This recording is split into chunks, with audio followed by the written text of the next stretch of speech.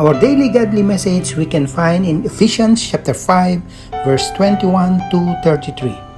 The title of our message, Submit to One Another. In a culture that prizes independence, submission is not a popular idea.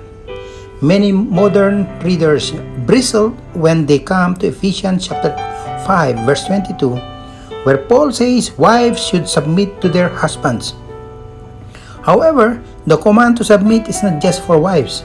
In this section of his letter, the apostles speak of submission as a universal obligation and as an expression of reverence for Christ. These guidelines are sometimes referred to as the Justafel, a German word that means household order. The command of verse 21 serves as a heading for this section of this letter, which runs through Ephesians chapter 6, verse 9. Here Paul describes the roles of wives, husbands, children, fathers, enslaved people, and masters.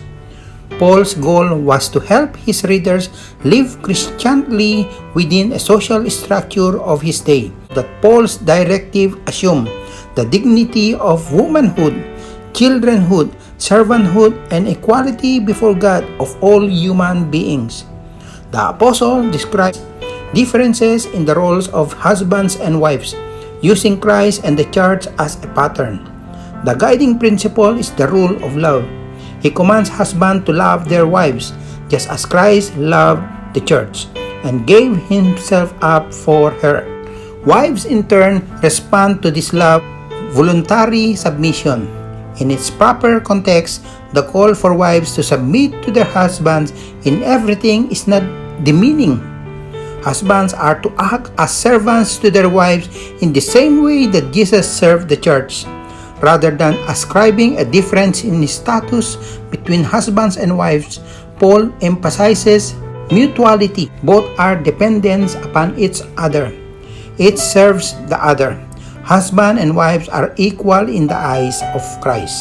Jesus said the student is not above the teacher, nor a servant above his master. If he was not ashamed to take the role of a servant, we should not be reluctant to submit to one another in love. God bless you and keep listening to Daily Godly Message. Please don't forget to share. Thank you.